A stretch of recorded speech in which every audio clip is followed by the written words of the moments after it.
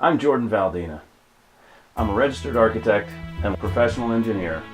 Designing spaces and connecting people to places they love is what I do. Using the material in this program, my hope is that I may inspire and provide value to you in your journey through our built environment. This is the Architecture Show.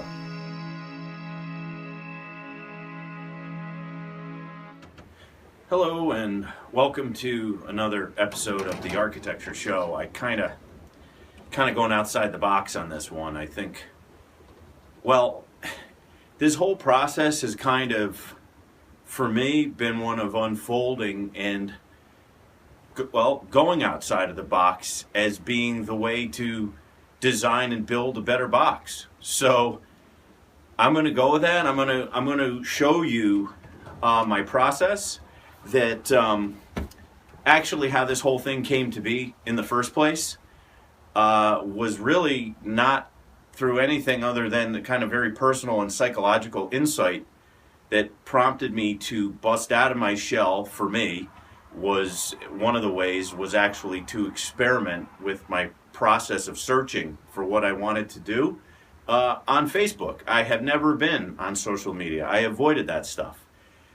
So this isn't directly about architecture, but how can any of that exist separate from this?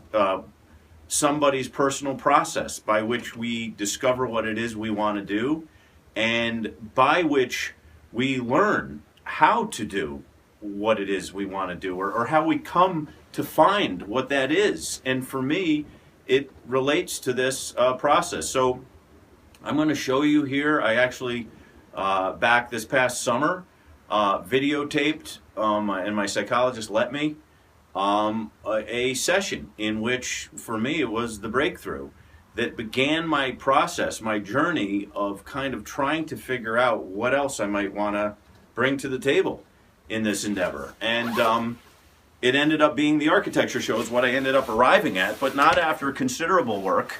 But the thing that touched it off was actually the session with the psychologist. So I'm going to share that with you. I know it's a little unusual, but that is the background. That is the context. That is the reality.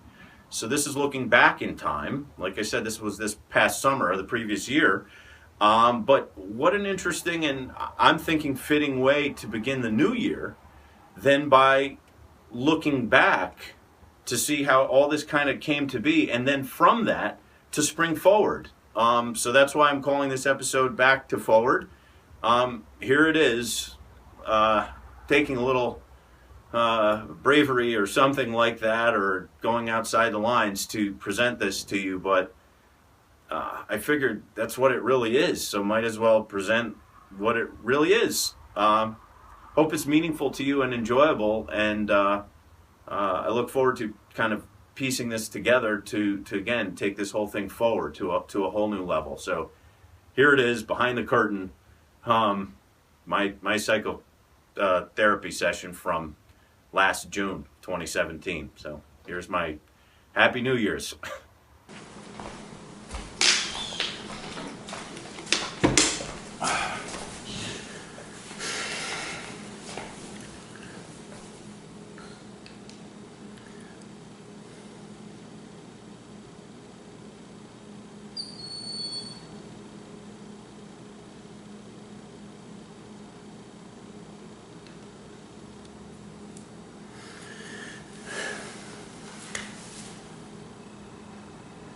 Hello, so my therapist let me videotape this so long as she's not actually in the frame, because I don't know, I kind of got excited. I kind of felt like I had a bit of a beginning of a breakthrough, and something about it was so different, and I wanted to document it. So if nothing else, this is for my personal journal and journey, just trying to learn about myself, learn about life, learn about things, and so that's what this is.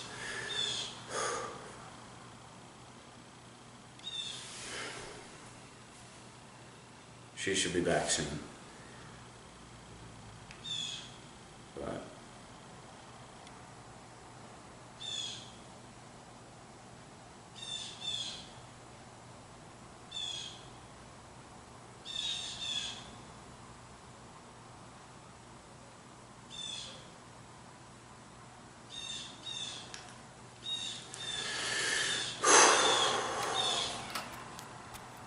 Hi, Jordan. Good to Oh, see hey. you. Thank so you. the camera again. Oh, I know. I'll just I know. sit over here. Yep. We can continue where we left off. Yeah. Let's see if we... I'll try not to. Let's... Yeah. Yes. I'll try not to focus on that too much. I really appreciate you No problem. letting me do this. This is making me That's to nervous be in like a expected. different way. It's kind of weird. Oh yeah, right. Let me turn it off. Thing is broken. If it rings, it's broken. So, Okay. I can't shut off the ringer. Like it depends. It flip flops. So. take a breath. Right. So where we left off, you had a good place Right. of understanding Yeah, I was like. many of the things that from your past you feel have held you back. Kind of going over some of the. And Right. I believe you were starting to identify. Some of the things that were like hard to cope with, or that I might have.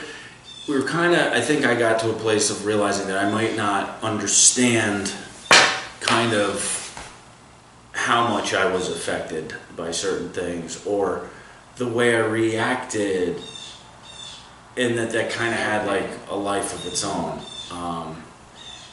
And to kind of explore that more than just what's the basis of it, but What's next, perhaps? yeah. So No pressure, Jordan. and what are the ways that has affected me? Right. I mean, yeah. Basically, I feel like that was right in realizing that it's not one thing, you know. It could be one thing, and maybe it would be if there was only one thing, but it's different in any case. And it's an accumulation of one thing here, another thing there. I'm talking, yes, of course, right? Well, whatever, about painful things, or difficult things, or traumatic things, right? So I guess that can have a fear, stress component, not as simple as pain, and then there other anger and other things, right? So never really wanted to shoot a little bird. Really? I'm just kidding. Kind of feel like shooting that bird. No, I'm kidding. Shutting it up. Doesn't that speak to some of your core patterns? Yeah. That does make me feel like how I feel in relation to some of this stuff, actually, that damn annoying bird. Okay. All right. Well, I'll trust that.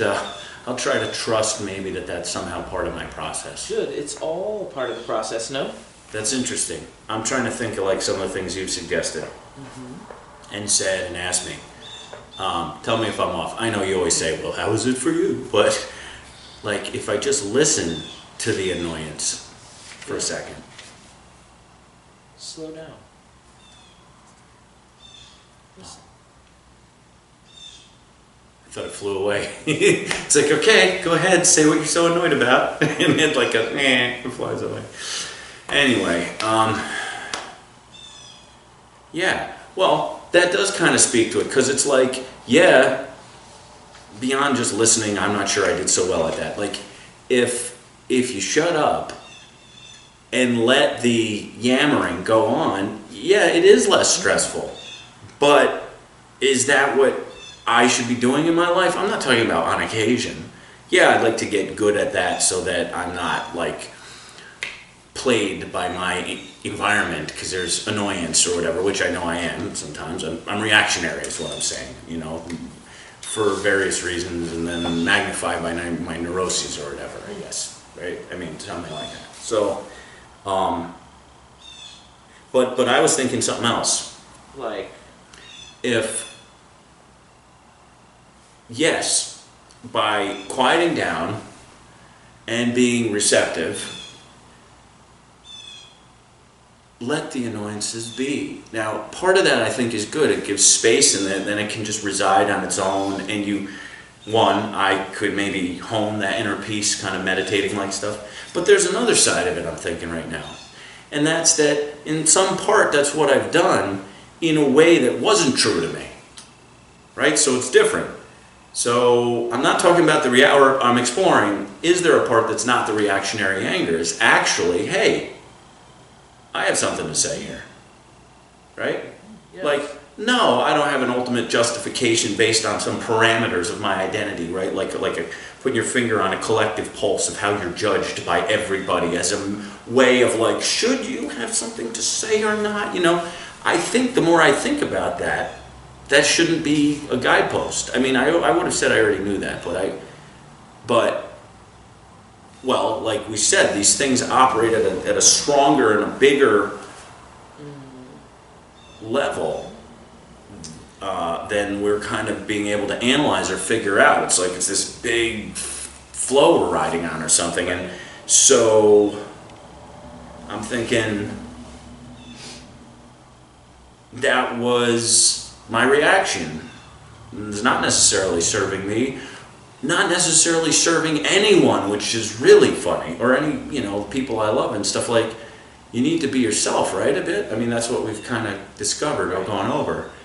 And, it's like there's like psychological fear, and then there's like practical logistical concern. But yes, I'm responding to it in a stressful way. I get that. And I don't know what to do about that. Just hold on with one thing. I know you'd let me, but I'm just saying. Right? Where it would be good that it is a reactionary neurotic thing that's not always serving me at times to like, oh, let that, because it's not just the bird outside yammering, it's not just a person, I'm on a roll here, I'm thinking it's those things that come up for me in that way, which can be myself holding a projection of that voice or whatever, right? From your parents? The voice of your parents? No, I mean, my parents were very complimentary. They were, I don't know really what this is, but I do feel like it ties into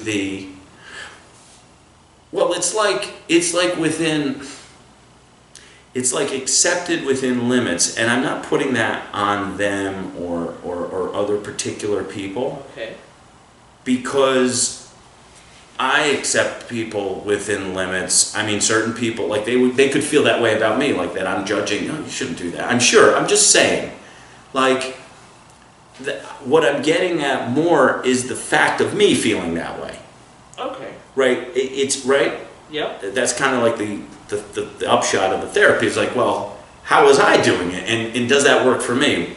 I think it's kind of where we're going. Hope so. So that's how it felt to me. So I don't know why, but probably my subconscious knows why. And I think there's a few facets here. Well, you had told me about being shocked into Yeah. a recoil from cumulative trauma or loss. Yes, those things all sent me for different loops. I'm sure more than I realized. I'm good at coping in a certain way. And how you could use say. lesser value activities to protect your heart. Which could be the worst thing for what I really need to do in my life, which is weird, because it allows putting it on hold. It actually makes me good.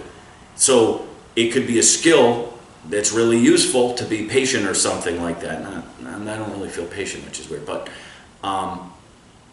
or it could be like, hey, good job tolerating. Like, you shouldn't be really, because this stuff really matters. You should address it. And it's childhood survival mode. Yeah, I do think that relates to navigating my perception of my childhood environment, but also kind of moments, iconic or indelible imprints, because their intensity and meaning to me or whatever, of things that were difficult, pains, maybe more than I know. I've always said, well, my parents divorcing is not really a thing, but I think there are things. I feel like it's everything we're saying here. It's not the thing itself exactly, it's what you then do with it and what other things it connects to. So, for me, I don't really feel it's like, oh, I wish my parents stayed together. I don't feel that that's an accurate read on the emotional need or the pain relating to that. I feel it's something else. More of like all what happens when things get disjointed and jangly and a little chaotic when people aren't getting along, and they're formative people, they're your parents.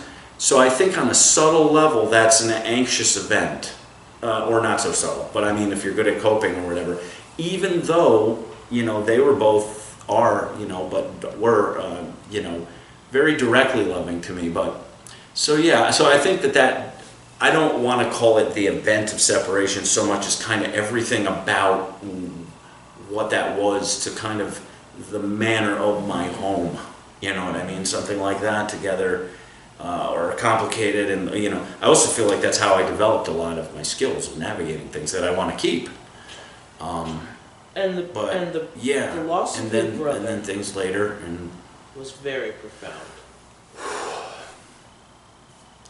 That's so far beyond but I know that's utterly transformative in ways I can never understand. But the pain or the grief of that can't explain it. And you don't understand it, frankly, and it's okay. I mean, you might understand a different form of grief or whatever, but I'm not judging it. I'm saying so I feel that I was responsible for a lot of the things that I did that were kind of powerful in terms of an effort. I kind of responded by getting deep and going in, and kind of, even though it shocked the hell out of me and is still this, but it's almost like that ran a childhood arc or something. And fast forward to young adulthood. Yeah, and then the weird relationship stuff started happening, which,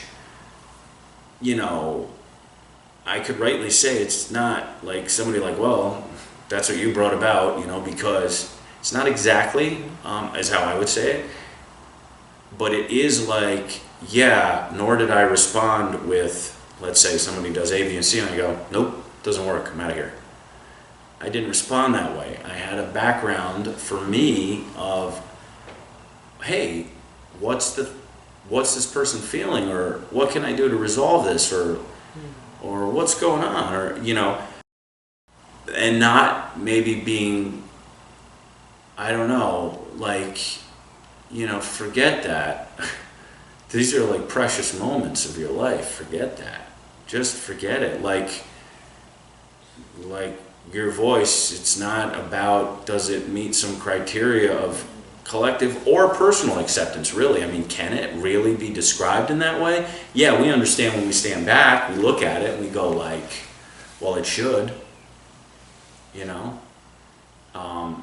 no, meaning there's limits to behavior. I get that, but if you were just to talk about the way that it is understood to be healthy, I think psychologically, the self needs to know that's my domain. Say that. Who I am is who I am. It's not. Say that. It's not who I. It just is, right? I mean, but anyway, whatever. So I think that kind of touches on my confusion instead of cut, or whatever. Not saying that I was in the right, just hey, this doesn't work, this isn't healthy, or isn't working, and maybe hey, let's not do that, and why don't I go to therapy then? Why didn't I do that those many years ago? Preemptively or not, or just hey, let me make sure I'm really straight with this, and this is really keep going back to your heart. Yeah, back to the heart. So that was tough, and things that followed around that were tough. But yes, the suicidal thing definitely referenced the intensity of the trauma with me, with my brother, in a way that somebody who didn't have that trauma could not understand. They just couldn't. So I was thrown so far deeper because of that, and and then I kind of busted out, but that was hard to do. That wasn't a clean break. That was I'm gonna do it anyway, but I'm limping along, in a way. I mean, I did it. I broke free from that.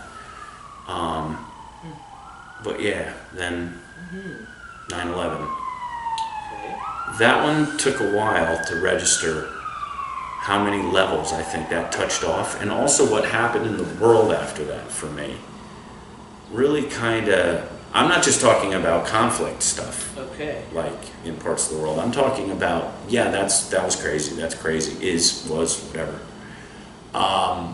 And sad and difficult and all that stuff. But but the ways, the tenor of society, and the fact that I was tuned to that in that way, I think only could follow from things I've been through in my age, right? I don't know how I would have processed it at a younger age. I think I would have presumed it more normal, like have less of a prior story that this isn't how things go, and just go like, whoa, this is like how it happens. Like you're introduced to it when you're 12 or something. Right.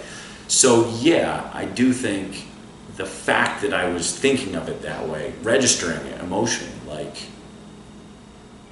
the tenor of the society in the world feels like it changed because it got combination of wireless computing devices for just communicating or connecting or having fun or something with this technological surveillance dimension justified by this new world of keeping us safe. I do think really registered in my consciousness and like emotionally and psychologically, and then put all the things I've been through in the past. So it wasn't a direct fear of a dangerous event. That's not what it is. It's more like, what the hell is this feeling about things? And kind of everybody chirping. Speaking of an annoying bird, right? Everybody has a fairly, not equal, but really hugely accessible platform of chirping, and in a way, in a space that is like foreign to me or weird, that I go like, this is weird. And then combine that with the whole bad, dark violence going on, and then surveillance, and somehow with and the just straight level of cumulative loss and trauma in my life, just it for a mere fact of it, I think, and then more stuff I don't want to talk about more, but you know about the more recent stuff, and just like, man, it's just like keep setting that thing going. But I know we've actually gone through all this. I mean, in spread out. So why am I not? I'm the same. I mean, I'm talking about it. I feel kind of clear about it. I think I kind of have it figured out a little, which I know it's like, oh, be careful to think you. I feel like I figured that out. And I feel like it's actually sane. It's not that it's over, oh, that's it, you're clean. It's just that I feel like I kind of saw through that and kind of see what's happened in my pattern, and like, okay, I want to do something different, but I'm not. I wouldn't say that. You know, I'm not really. It's like tolerating in slow motion. Like, I'm like, it's like somebody digging a cave with a spoon or something. Like, you there yet? Oh, I'm working on it. Why am I doing that? I think I must still be afraid and traumatized on the inside, on the deeper level. You know what I mean? On a deeper level than my like conscious, like, oh, I shouldn't be like that. Meanwhile, give me the spoon back. You know, like, what's my problem? Well, let's look at some of the things you've told me you loved as a child. Computers, play, I used to, exploration. Play space, man. I used to love playing, but not just computers. A lot of outside things, a lot of story play, a lot of nature, a lot of randomly talking to the people in the city. That was great. Different ages of my life. More of that. Some would get amused, some would ignore, some would actually be like scared, some were totally batshit crazy, you could tell. But that was all, yeah, you're right. No, that was all, and amongst whatever difficulties, it was like naturally that I was really playing. But I've ascribed that to like, yeah, but now I have a job and bills and it's hard, and it is, but wait, I was going through hard stuff. In a way, that's kind of underscores the point, or does it? Is it just because a child is so resilient, they're so open, and then you get like crunched down, so it's different? Well, Or let's look at play space. Yeah, Are you I get what ready? you're saying. Play Are you space. ready to explore a space that feels alive, Sure. new, fresh? Yeah, Yeah. yeah. If I'm like, Yes. I can take it however I take it, right? Yeah. Baby steps or whatever, right? Well, We let's talked say about I'm okay with this. You can't get any slower and weirder and lamer than what I've already done. You really can't. I don't think. That's sad. That is freaking sad. What the hell is that? I tried. I guess that was my best. I never know about that statement. I'm not sure how to use that one. Like, is that useful? Well, let's just But say anyway, it is what okay, it is. It is what it is. Let's- That I agree with you. Yes, let's it's done. just say Agreed. it is what it no matter is. what I do, I still think I have some feelings to work through with that. But yeah, I don't want to wait to work through them just so before I like try this next phase. So yeah, if I feel there's a way I can do it and it doesn't mess me up more than it helps me, hopefully, or something like that, like you know what I mean? Give me a little path in. You take the path. Okay, it's me giving my own path in. Right. See you later. Bye. But no. Well, so yeah, right. I use computery things for my work and stuff. And as an aside, there's a little bit of fun, you know, like a little joke here or a text. But no, I've steered clear of like the whole social media kind of dimension because it all felt like that kind of hijacking of the tenor of life in a way. It's like, what do you mean? Like, not even email is too cumbersome. It's like it's all on this like you can't even tell if somebody's talking back to you. I've seen with other people. I've specifically not. well, I think so much about it. There's a lot. You're putting a lot on it. You're putting a lot of weight on it. Why not experiment? I could. I mean, Experiment, exploration. Right. Yeah, and not judge and. Isn't playing about jumping in? Isn't it about jumping in and being ready for something new without the judgment? Right. To just try it. Yeah, what can that be? You know, it's like the idea of like hiding's over. You know, there was a time like my cell phone locates my physical geographic position. It was like this, they were watching, and now it's like, it's just too ubiquitous. I don't know. So to your point, it's way past like contributing to how it's shifting or not. That stuff is shifted. It's solidly in place. So I hear what you're saying with that. Like, not that anything I did made a difference or not. Whatever. And forget that. That was then. Yes. Yeah. So I could see that. And isn't that the part of the fun of freedom? Yeah. Okay. Like just trying it out, right? See you loosening up a little bit. Yeah. Why not? The idea. I wonder the people I'd find actually. Who might you run into? Yeah, that could be like a weird springboard, almost because it's just unexpected. It doesn't feel like it's cardinally wrong with me, you know what I mean? So I like that. I'm not sure that it is the thing I'm talking about, like a full breakout or whatever, but showing up. I like it. Different way to show up. I like it. It's different. It's not really, and I don't know, I can do that. And it would be fun. There's a lot This you could is funny. express. I feel so, I don't know, embarrassed or something that like I'd be thinking about these things in this way. You know, it's like, yeah, I guess this is why it's like, probably will doesn't private have to journal be thing. just this. Well, you know what though? That does feel new. That does feel fresh. That does feel like being a kid. It's that rush of energy. You're not right. You're not calcified. You're not even able to control all those thoughts. You're like in a thing. I feel that. Just the idea. I think what it is more than the computer per se, I get it, but it's like non-judgmentally looking to connect with people where they are. Right. That's the thing. Yes. Where and how they are. Like, I got so good at controlling, in a way, my environment. In a way. Not good at it, but like, instead of like you're a kid, you're brought here, you're brought there, you know, I like that kid at that party. So may I just offer you I think I'm on a little bit of a roll. Try it? Yeah. So come Just out of try my like frozen animation, dude, right? Yeah, you could call it that. I gotta go slow. I feel like I'm gonna say something very stupid. I feel very silly right now. But that's okay. And it feels good. It's okay. It feels alive. It's nice to see you loosening up. Thank you. Thank you. Yeah, I'll report back. How that went. I do think that's a good idea to try that, and then see and kind of journalistically explore where I go from there. Is my thought with it, and kind of make it be a transformative thing and an exploration. It's really good. You right? This feels good. Yeah, It's time to get back to joy. Thank you. In life. I'm gonna try that. I don't know.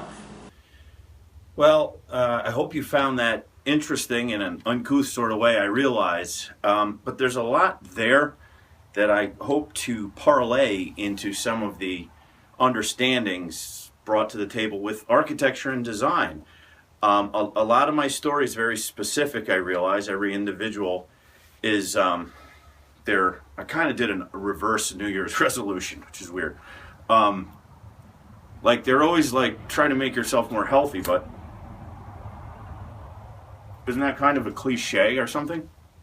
So, pardon me. And it's so unpopular these days, of course, smoking, because it's bad for you. And so I'm not trying to smoke, but I want to be my authentic self. And anyway, specific to the individual, our psychological terrain and things that we might need to learn or find to break through. And yet there's a certain arc to it, the whole process, that I'm kind of thinking is the reverse of special and unique. There's a part of it that's just basic stuff that comes along with being alive. And like, yeah, everyone's going to respond to it in their own way. Some might never have a certain type of breakthrough, or I might collapse back. So it's not like a certainty, but it is revealing, I think, a fundamental process of unfoldment.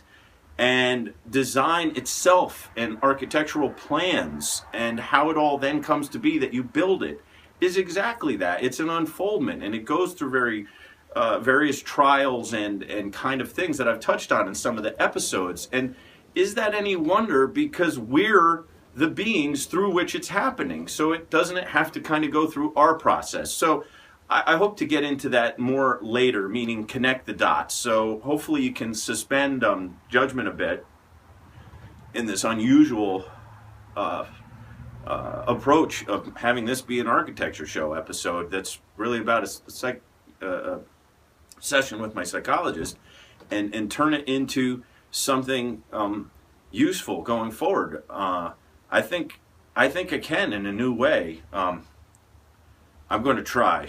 And if there's anything I got from that session, really, and this whole work, is that, go for it. We all have these limitations, and some of us don't do well for a long time, or some did really great right out of the gates and seemed like they had no limits, but then they find they're feeling empty. Like, isn't this the shared condition? And isn't it that basis of authenticity that I was talking about in certain aspects of design of, for something to structurally work, it needs to actually line up. You can't pretend it lines up. Either it does or it doesn't. So,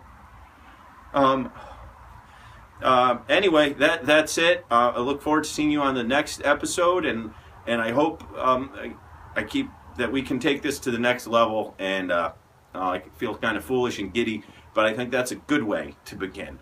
The reverse of I'm this or I'm that, or all this kind of posturing of what we could be, and let's try to really build something great. So see you, if you're so interested, on the next episode of this, the Architecture Show, which is an architecture show. More than the.